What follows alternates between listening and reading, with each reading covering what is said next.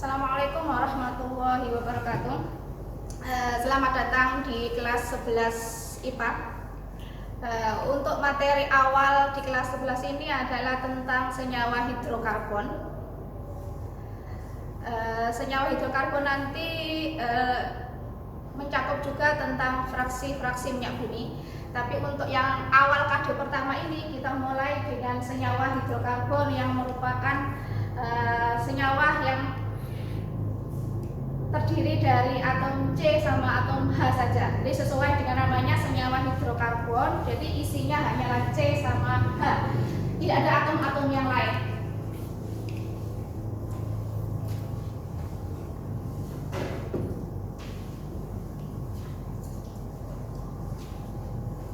Ini sangat mudah dikenali secara rumus struktur, secara tulisan bahwa senyawa hidrokarbon hanyalah ada atom H, hidrogen, dan C, karbon. Kalau dalam kehidupan sehari-hari, contoh senyawa hidrokarbon ini banyak sekali. Bisa berupa plastik, bisa berupa minyak bumi, dan lain-lain. Contohnya banyak sekali kalau yang senyawa hidrokarbon ini. Senyawa hidrokarbon ada 3 macam.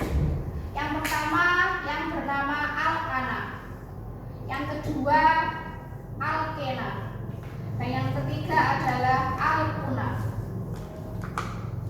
Secara struktur, alkana adalah senyawa hidrokarbon dengan rantai tunggal atau disebut sebagai ikatan jenuh. Senyawa alkena secara struktur ditandai dengan ikatan rangkap 2, tak jenuh. Demikian juga dengan alkuna. Ini juga tak jenuh dengan ikatan rantai rangkap 3. Sekarang kita pelajari satu persatu. Kita mulai dari alkana.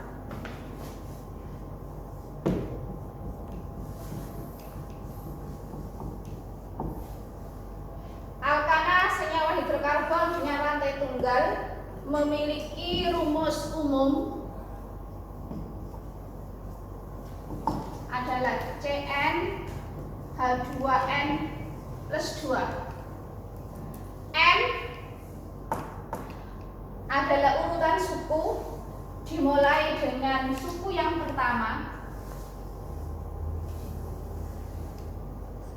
dan nanti sampai berikutnya, sampai banyak. Tapi untuk di tingkat SMA ini dikenalkan dasarnya hanya sampai 10 saja, tapi sampai banyak masih ada lagi. Kalau N-nya sama dengan 1, suku pertama, maka nanti akan ditemukan rumus molekulnya adalah, masukkan angka 1 dari N, C1 hanya 4, N1 hanya 2, kalikan 1 ditambah 2, 4. Maka ketemulah rumus molekul CH4. Jika N-nya sama dengan 2, dimasukkan ke rumus yang CnH2n plus 2, maka ketemunya adalah C2H6. Yang ketiga berarti C3H8, 4 C4H10. Yang kelima berarti C5H12, begitu seterusnya. Ini adalah deret homolog dari alkana. Semua rumusnya ini, rumus molekulnya ini didapatkan dari CnH2n plus 2. Ini namanya rumus molekul. Nah, rumus struktur atau namanya ada rumus bangun. Ini berarti setiap atom-atom yang ada ini jumlahnya kita uraikan. Jadi bisa CH4 bisa begini, CH4 saja, atau bisa C, perlu diketahui atau masih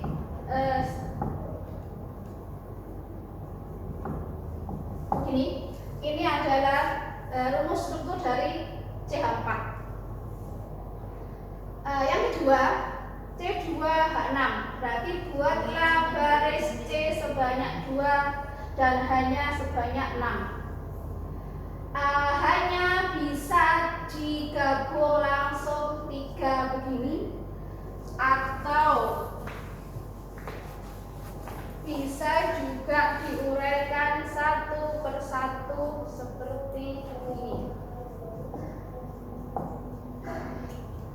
biar sederhana, maka ini bisa digabung langsung ke CH3 dan CH3.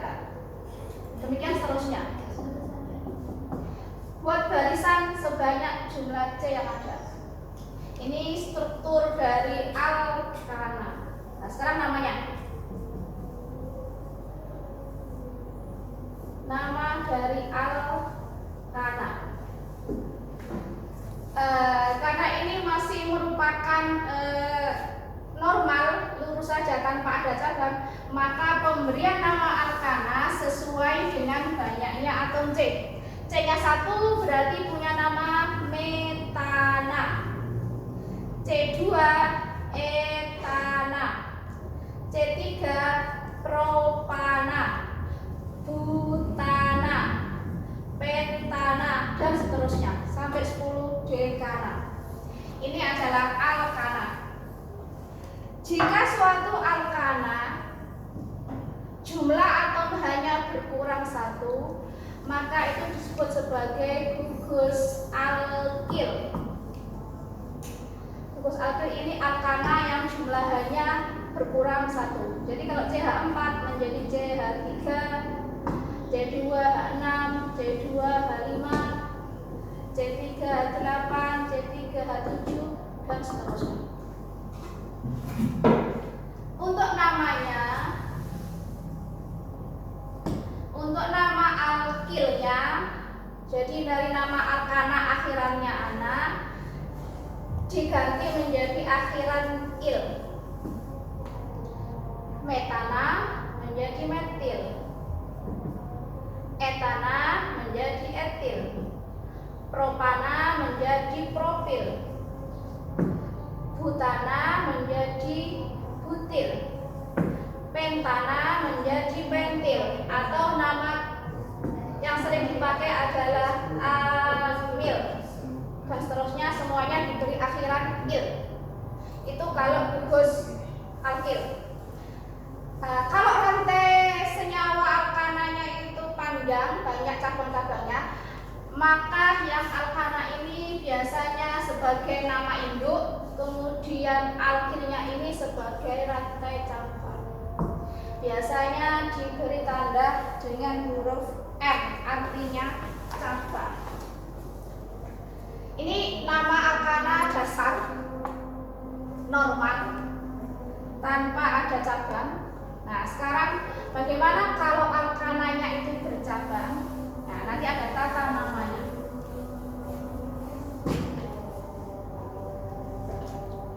Sekarang kita lihat cara penamaan alkana. Tata nama alkana.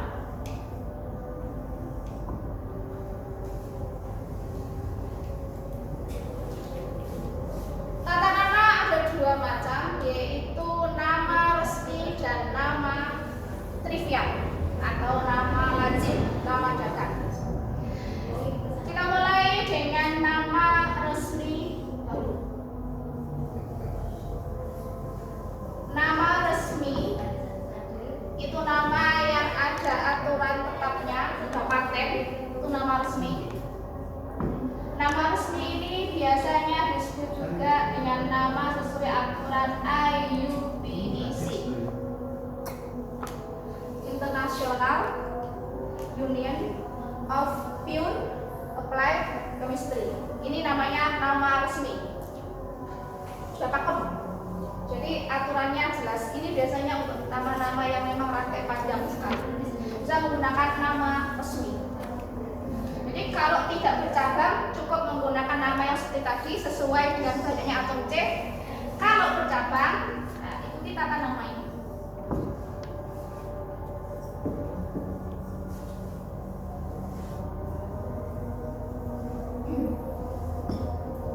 Jika bercabang, maka penulisan namanya adalah dimulai dengan nama cabang di awal, kemudian diakhiri dengan nama induk.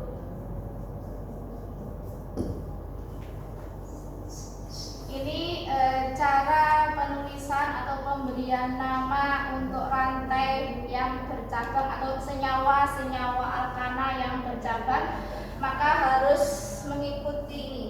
Depan adalah cabang, belakang adalah induk. Cabang diberi nama dengan akhiran il, yang induk diberi nama dengan akhiran anak sesuai dengan banyaknya atom C.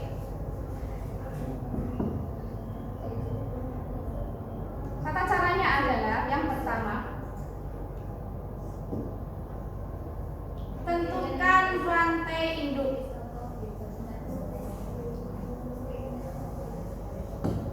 atau disebut juga dengan rantai utama. Yang manakah itu? Rantai induk atau rantai utama adalah rantai yang paling panjang. Rantai induk, rantai yang paling panjang, artinya yang paling banyak memiliki atom C. Kita sendiri harus menentukan ke arah mana, mendatar, turun, atau belok, atau kemana. Yang penting nanti menghasilkan jumlah atom C yang paling panjang. Itu rantai induk. Contoh,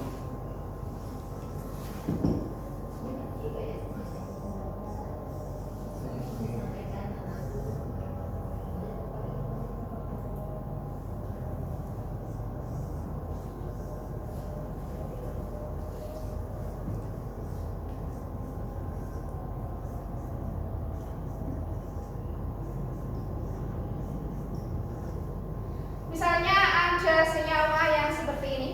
Nah, ini jelas bukan dibaca sebagai heksana karena ini rantainya bukan lurus, walaupun totalnya ada 6, tapi namanya bukan heksana karena ini rantainya tidak lurus. Nah, kalau ada yang senyawa seperti ini, maka kita harus menentukan rantai utama atau rantai induk. Kita boleh pilih ke arah mana, dari mana, yang penting nanti hasilnya terpanjang. Contoh, nih, seandainya kita pilih mendatar horizontal seperti ini, misalnya, ini baru contoh. Kalau kita pilih seperti ini, di dalam kotak ini anggaplah sebagai rantai induk, hanya ada 4, 1, 2, 3, 4. Ini yang pertama, ada 4. Kita coba cara yang lain. Jadi ini masih coba-coba, trial and error. Kita coba misalnya ke sini, dari sini ke sini, juga ada 4. Berarti kita coba yang lain lagi.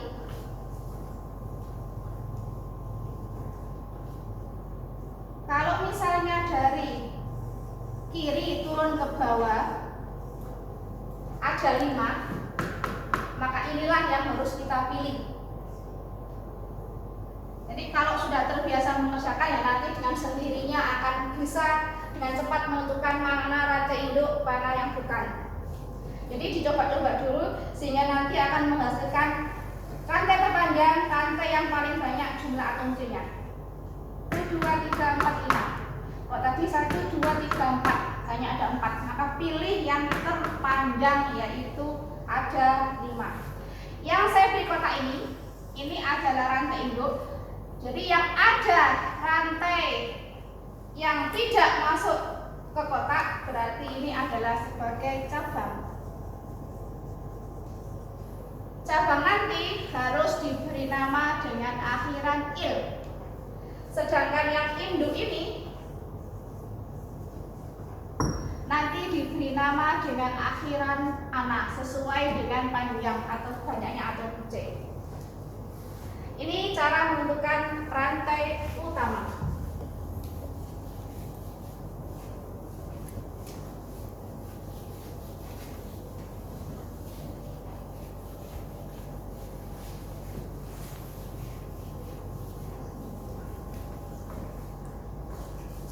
Jadi menentukan rantai utama tidak ada aturan harus dari kiri kemana, kanan kemana, terserah. Yang penting nanti itu tadi bahwa yang namanya rantai induk adalah rantai yang paling banyak atom C-nya dan harus lurus, tidak boleh balik ke belakang.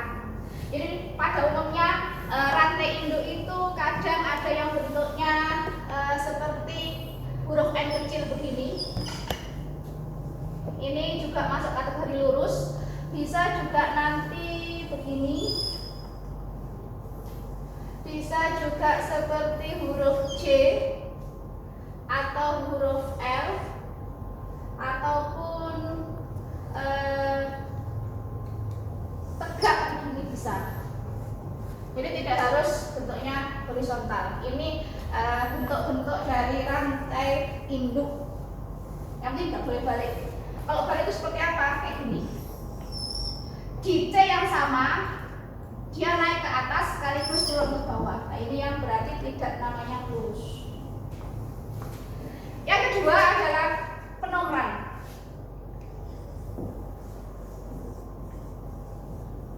Penomoran. Saya tulis ulang contoh yang pertama tadi.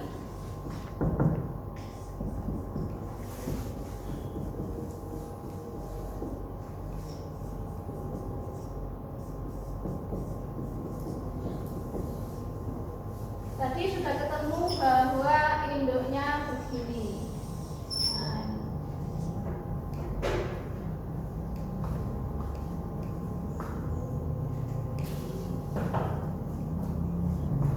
Setelah induknya ketemu, yaitu sebanyak 5 atom C, yang kedua adalah penomoran. Penomoran bisa dilakukan dari ujung kiri, ujung kanan, atas atau bawah, terserah, bebas. Yang penting nanti bahwa si cabang, tadi ini cabang, harus memiliki nomor dengan angka yang sekecil mungkin. Nah, kita coba. Kita coba dari sisi kiri. Ini anggap aja 1. Misalnya dari sini, ini berarti C kedua, ini C ketiga, ini keempat, ini kelima. Berarti alkil atau cabang tadi di urutan nomor 3. Kita coba yang dari bawah. 1, 2, 3 sama. Berarti kalau dari kiri, dari kanan sama, ya berarti bebas. Jadi ini penomoran untuk yang alkil atau yang namanya adalah cabang. Contoh berikutnya.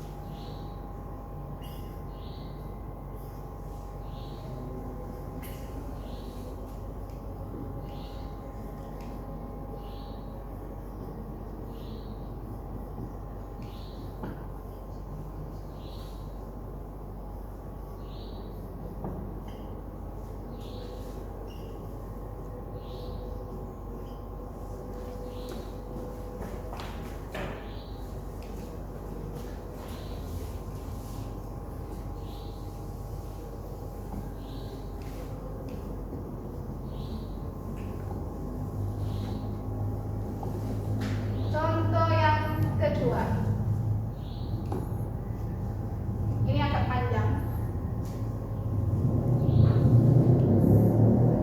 Kita mulai dari awal lagi. Karena setiap senyawa yang baru pasti dimulai dari awal, yaitu menentukan rantai induk atau rantai utama. Ini agak sedikit lebih ribet daripada yang tadi yang pertama. Ini ada beberapa cara, ada 2 cara pengambilannya, tapi menghasilkan jumlah atom C yang sama. Kita coba yang pertama. Ini saya tulis 2 kali.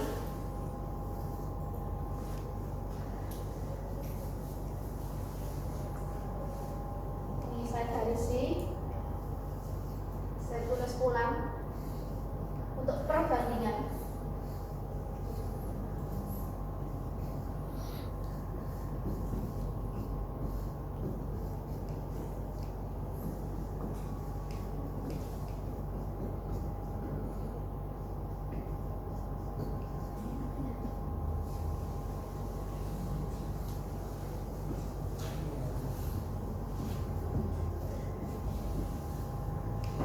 persis sama. Kita bandingkan. Contoh yang kedua, misal kita ambil rantai induk dengan mendatar begini. Ini jumlah C-nya ada 6. Misalnya dari sini. C1, 2, 3, 4, 5, 6. Ada 6 rantai induk. Berarti yang di luar kotak adalah cabang. Jadi yang saya beri garis tebal ini berarti ada rantai cabang. Ini yang pertama. Yang kedua, dalam senyawa yang sama, kita coba begini.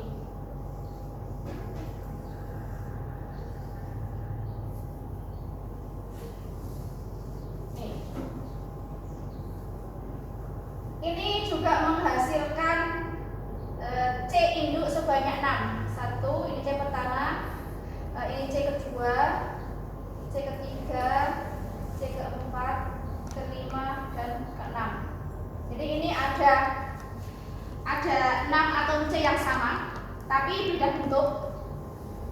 Kalau kita perhatikan secara induk jumlah persis sama, 6 C. Yang ini juga 6C, persis sama. Yang membedakan adalah kalau yang pertama tadi kita ambil hanya ada 1 rantai cabang saja, ini yang garis tebal. Yang kedua, kalau yang kita ambil cara yang kedua, maka ada cabang sebanyak 1, 2, 3. Ada 3 cabang. Jika demikian, maka yang kita pilih adalah yang paling banyak menghasilkan cabang. Yang pertama hanya ada 1 cabang, nih. Yang kedua yang kita pilih ada 3 cabang, 1, 2, 3. Maka pilihan yang betul adalah yang banyak menghasilkan cabang, bukan yang sedikit cabang. Ini cara memilih. Jika ada pilihan, ada 2 jalan atau lebih, tapi hasilnya berbeda, hasil cabangnya berbeda, maka kita pilih yang paling banyak menghasilkan cabang. Walaupun induknya sama persis, tapi cabangnya berbeda, kita pilih yang paling banyak menghasilkan cabang. Ini cara pengambilan rantai induk atau rantai utama.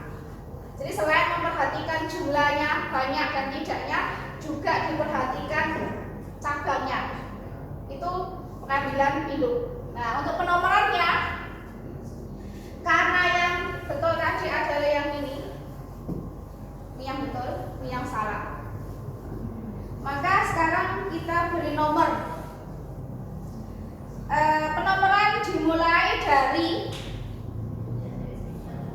C yang paling dekat dengan cabang. Kalau kita perhatikan bahwa di sini ada cabang, ada 2 ini, itu lebih dekat ke ujung sini daripada ke sebelah yang kanan sini atau atasnya sini, samping. Jadi penomorannya kita mulai dari bawah. Ini C1,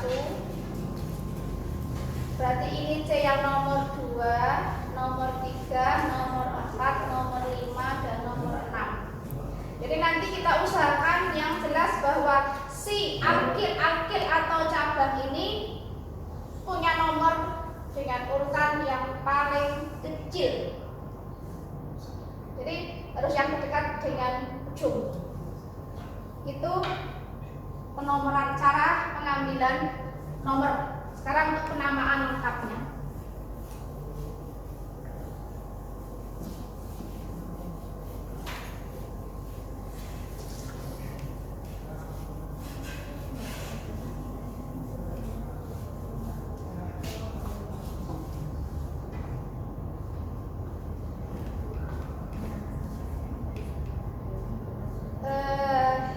Dari contoh yang pertama tadi,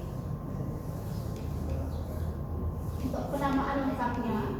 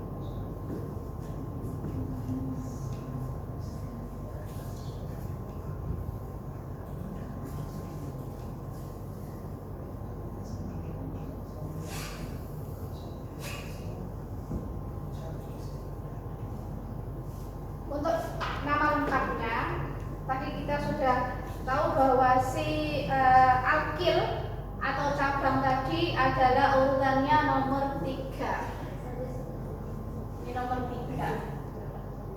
1, 2, 3, 4, 5. Ada 1 cabang. Ini cabang. Terus ini tadi ada 3 cabang. Ada 3 cabang. 1, 2, 3. Cara pemberian namanya adalah kalau C sebagai cabang hanya ada 1. Tadi bahwa kalau C-nya 1, CH4 namanya metana. Kalau jumlah hanya berkurang 1 maka menjadi metil. Atau bahwa semua gugus alkil berakhir akil. Jadi ini cabangnya punya nama metil. Dari metana menjadi metil. Nah, karena ini hanya ada 1 yaitu metil saja, berarti ya kita tulis apa yang ada di situ. Cara tulisnya tadi sudah saya jelaskan bahwa dimulai dengan cabang. Cabang tadi punya nama metil. Tulis metil. Metil itu tadi berada di urutan nomor 3. Maka nama lengkapnya adalah 3 metil. Cara penulisannya adalah antara huruf angka ke huruf dikasih garis. Jadi nanti kalau ada angkanya lebih dari 1 berarti pakai koma. Untuk memisahkan antara angka dengan huruf pakai garis seperti ini. Jadi ini adalah cabang 3 metil. Kemudian diikuti dengan nama belakang berupa induk. Karena induknya ada 5, maka namanya adalah pentana. Jadi nama lengkapnya adalah 3 metil pentana.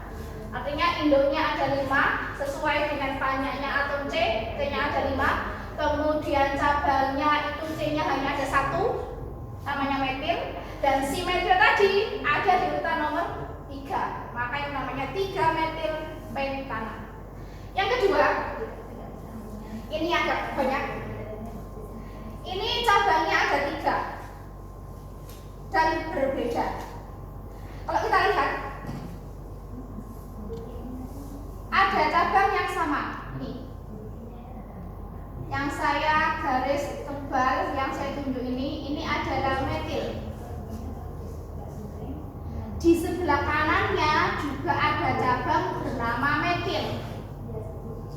Kalau ada 2 cabang yang sama, yang sejenis, maka penamaannya bisa langsung digabung. Metil dengan metil. Karena metilnya ada 2, maka bisa menggunakan nama awalan. Jadi contohnya seperti ini. Kalau jumlahnya ada 2, maka diberi awalan di. Kalau yang sama 3, namanya tri.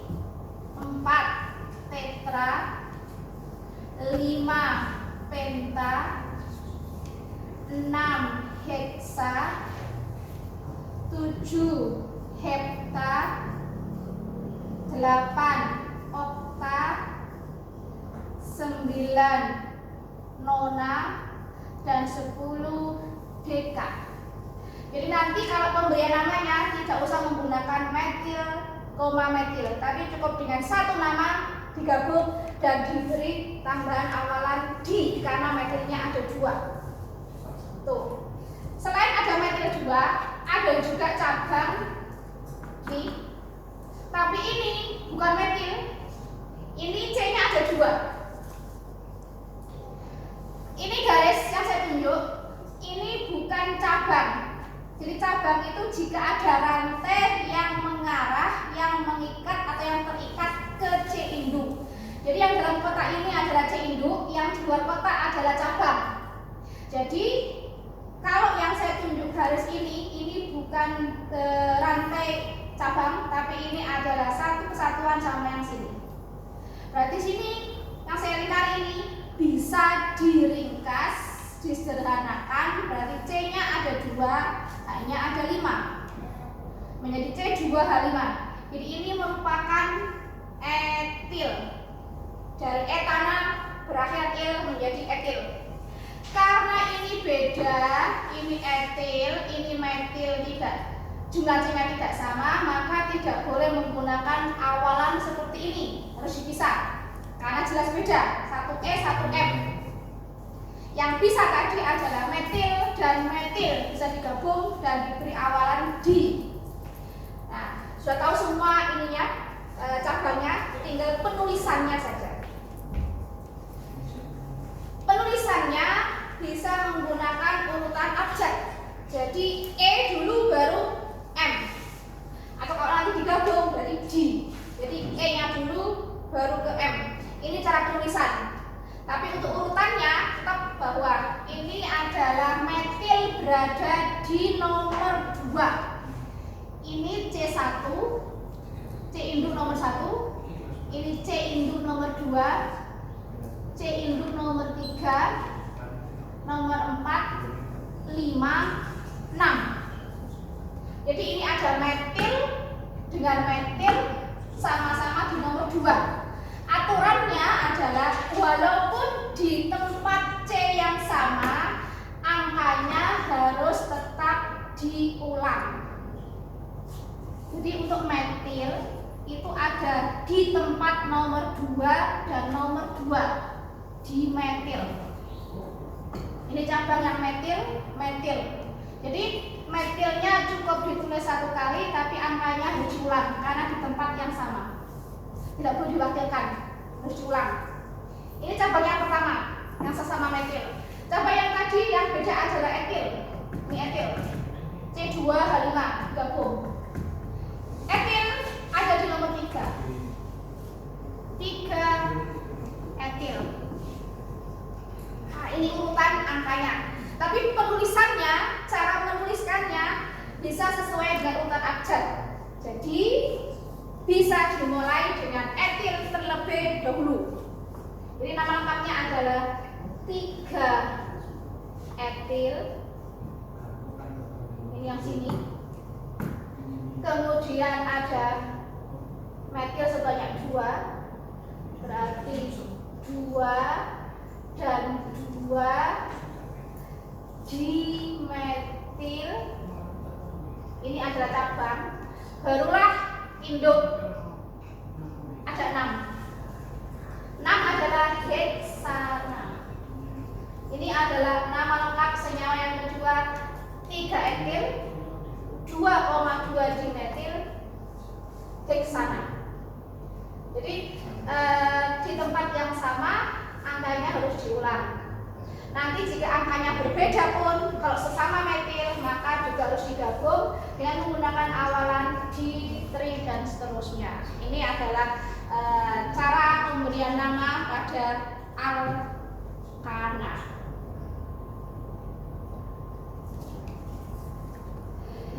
Sementara sampai di sini saja dulu. Di pertemuan berikutnya kita lanjutkan dengan tata nama pada alkena dan alkuna. Terima kasih atas perhatiannya. Mohon maaf. Assalamualaikum warahmatullahi wabarakatuh.